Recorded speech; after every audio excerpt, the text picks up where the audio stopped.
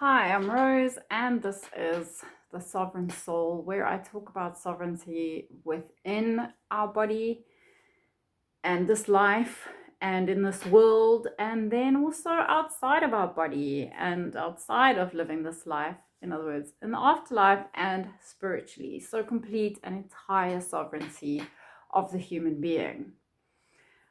Today, I want to talk about awakening and spiritual awakening, and even spiritually a lot of narrative that gets put out into the world, which I don't believe is empowering. I believe sovereignty is empowering, it's self-empowering. People know themselves, they understand themselves, they can make choices for themselves, and they can move past the places where they are stuck and limited, as opposed to anything that perpetuates that. In other words, then people don't need to be dependent on anything other than their own self to keep moving themselves forward and become these expansive, self-empowered, sovereign beings, as opposed to people who are fast asleep, living in denial, wanting to believe things rather than seeing the truth of something, and having very little to no understanding of themselves and how they function as human beings, no understanding of their actual ego, their programs,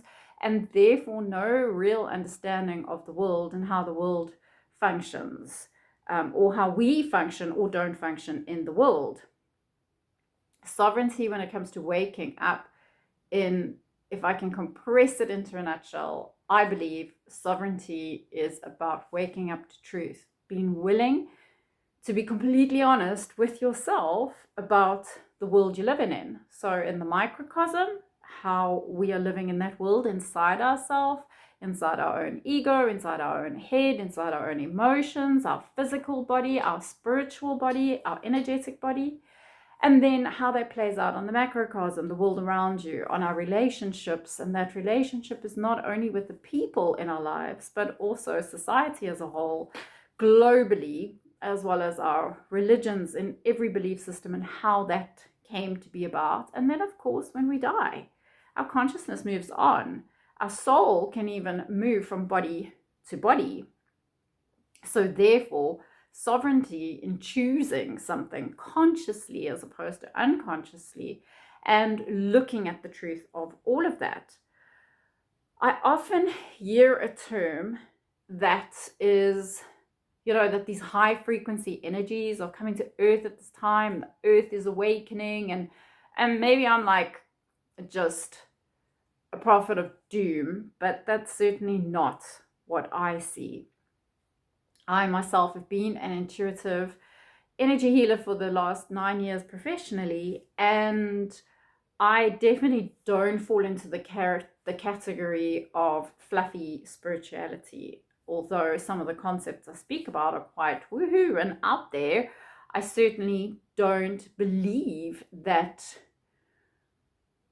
there's energy that's changing the world and people are getting better. And I think quite often that can be used as excuses to also perpetuate people being stuck in certain narratives and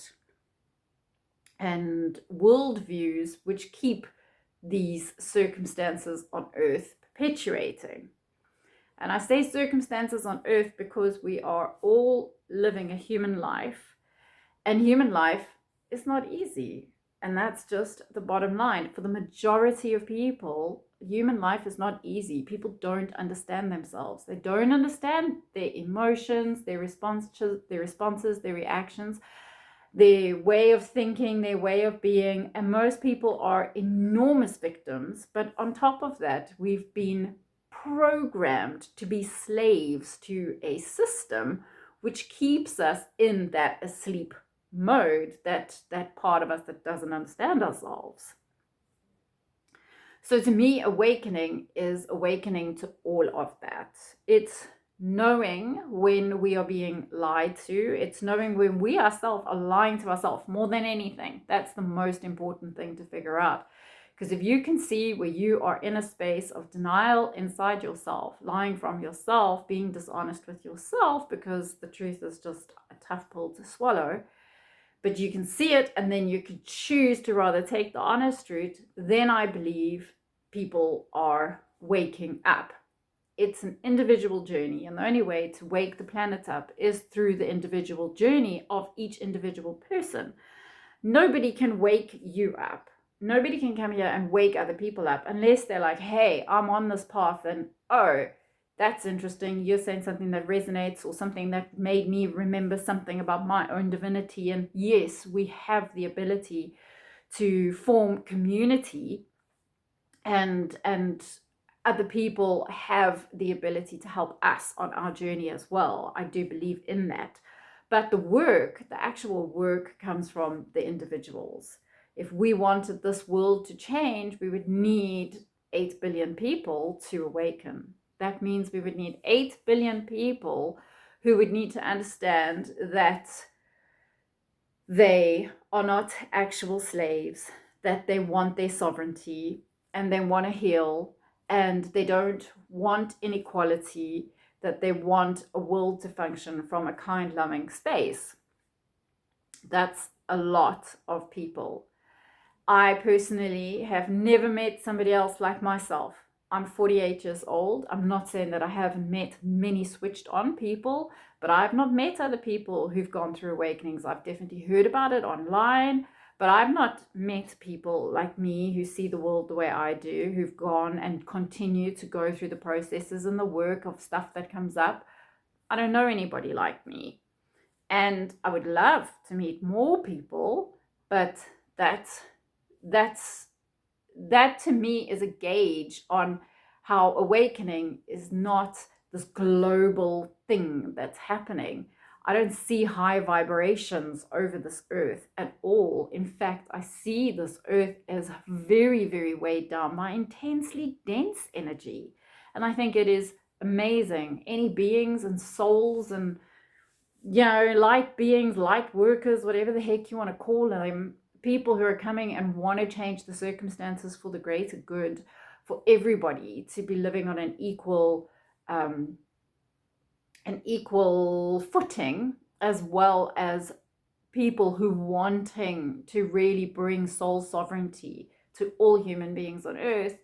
I say that's awesome, because that we need. But essentially, the rate of awakening is no greater than what it was 10 years ago, 15 years ago. We just have more access to people because of a global network through the internet, which allows us to connect, and we can also, synchronize with, oh, wow, I'm typing in spirituality or I'm typing in awakening, and now I can speak or hear that person talk or read a blog or a social media post or whatever, and you're like, okay, that's cool, that's happening.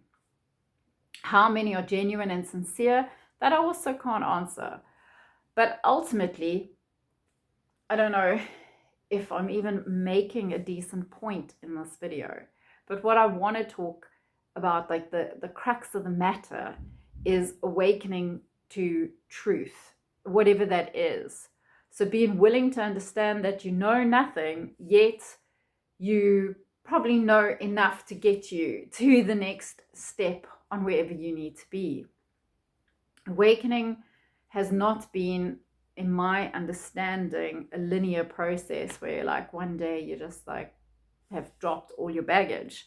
In fact, for me, it's been a journey to get to know myself deeper and deeper and deeper, understand my ego responses, my ego reactions, and then to choose, which I didn't feel I had choice before awakening, how I want to respond and how I want to behave. So choose to be the person I always knew was inside me, just the unconscious wound, pain body responses to life were all I knew prior, even though there was a part of me in my heart going, no, this has to be different. This can't be it. And that for me was the great awakening and that process. So I personally do not believe that Earth is in an great global awakening process. I think that that process is going to take thousands of years, because you need billions of people to take personal responsibility for themselves, to understand themselves, to know themselves, and go, you know what, I don't want to keep feeding this process anymore. And ultimately, if we are all here on earth, it means we are all feeding this process. And the process that I'm talking about is that we can't only live inside our lives and our world. And even if we did, most people are living a pretty fucking shitty life and existence. They're struggling with themselves, with relationships, and most importantly, their relationship with themselves. Most people don't love themselves. They don't like themselves. They don't know themselves. They want to get love from outside themselves. They don't feel connected to their divinity, looking for God outside themselves. Most people don't know how to feed themselves properly. So they got this terrible functioning body. The cells of our bodies are not functioning well. And let alone getting to understand their spiritual being. So over and above, just wanting connection with the divine, and then your energetic body. So actually realizing that there's a whole nother system going on. So people just don't know themselves. And that's most people. And so if most people are fast asleep just to that little world, how are they supposed to look at the world at large, which they're still a part of, a bigger part of, and try to understand that they have a role to play in this? I believe that when we die and are reborn on earth, it's a consciousness that we die with and a consciousness that we're born with. So our belief systems when we die are the belief systems we're born with. And this is why we will be born into situations that to me don't make any sense. Whether people are being born into war areas, people are being born into abusive areas, people are born into addiction areas. There's all these different angles of suffering that human beings are born into. Religions like to perpetuate that. Some religions, where they say, well, that's your karma, and it's because you were bad in a past life that you're going to be born into that. And in a sense, I don't think it's because you were necessarily bad as much as you believed that, and therefore your consciousness then went into a similar situation, something that you feel that you deserve. So connecting to our divinity is the thing that will stop perpetuating the illness on earth. That global awakening is when people go, you know what, every soul is equal. Inequality is the biggest disease on earth. And people go, well, if one person's suffering, that means we're all suffering. Because it's not that we live in a world of lack. This planet is ridiculously abundant, and certain basic human needs should be taken care of. And this is me being idealistic, but at the same time, I don't really think so. I think it's just common fucking sense that if you're a human being born in a body, you deserve a home, you deserve food, good food, healthy food that actually nourishes these human cells. You deserve clean water. So if you think of an animal being born in the wild, it knows what it's doing. It knows how to do its thing. It gets the food it needs. It knows instinctively what to eat. It will have its good water when it's left in the wild completely without human beings fucking with it. It's no different for a plant. When it grows, it knows how to grow. It knows what it needs naturally. These things just go about. Human beings, lost. They have no fucking clue what to even eat. We are so poisoned by this system and so far from waking up, because the health on this planet is shocking. And I'm not only talking about physical health, I'm talking about the spiritual health, the energetic health, the mental health, the emotional health. It is a mess. And I think that if you're honest with yourself, you go, yeah, it is. It's a mess, because it is a mess. The education system is corrupt. The political system is corrupt. The medical system, don't even get me started. The pharmaceutical industry, don't even get me started. And then, of course, you got the nutraceutical, then you got food, the actual food, like what people are being fed, which is not food, actually.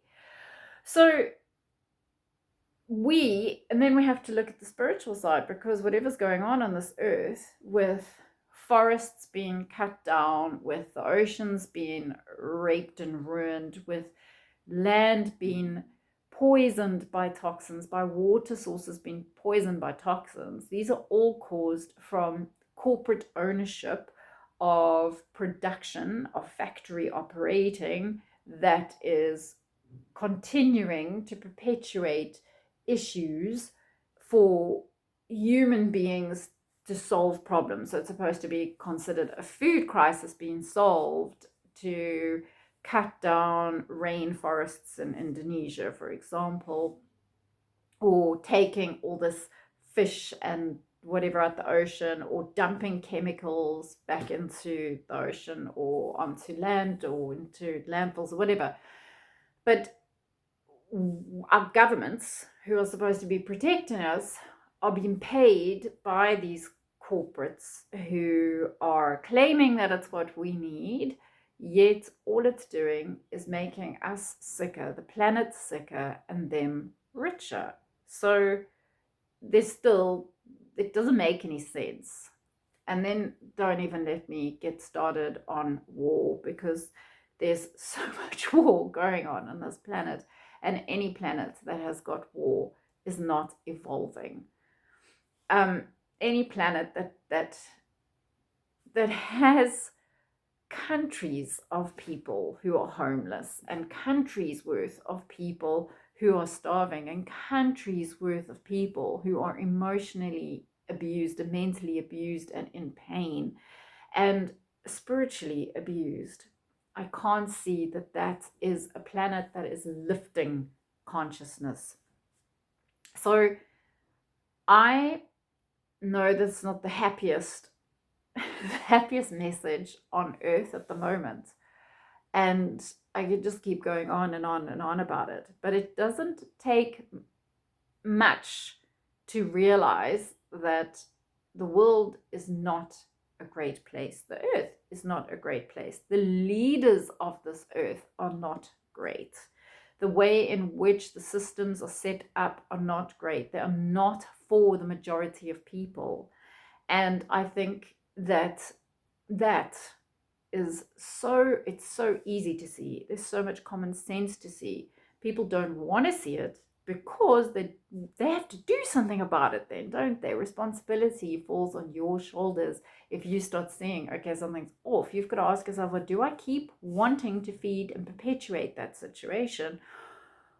What can I do differently to reclaim my sovereignty in this? Because I'm being used as a commodity on this earth, whether I'm being used to give money to a system, my energy to a system, in this life, past this life, to a religion, to a deity, to an entity, whatever it is. If this is happening, what can I do to change that? Because sovereignty doesn't come from going, oh, bullshit, they wouldn't feed us that if it wasn't good for us. Sovereignty doesn't come from going, well, global warming's this huge fucking problem, which I'm not going to get into global warming things now, but again, if global warming was something, and I do say a huge if because clearly I don't believe in it, but if it was, then surely you would think governments would tell corporations to stop cutting down our trees, and people who are buying up all food farming land would start planting trees and food forests to recreate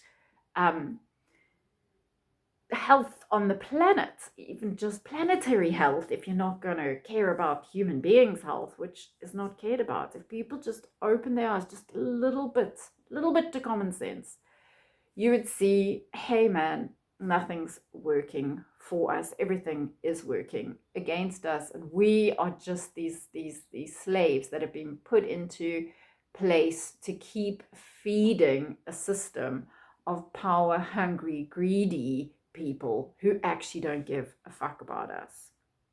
Now that's quite a pill to swallow, but I can guarantee you it's far more empowering to know that than it is to keep going in a system that is going to keep people there. So if people want to wake up, they have to wake up to that. And I'm giving it such a small, like it's such a tiny little explanation, because it really is quite friggin' huge. So if people can wake up to that, and then start understanding themselves and taking responsibility for their own emotions and their mental state and then their physical state, well, then the world can start actually waking the fuck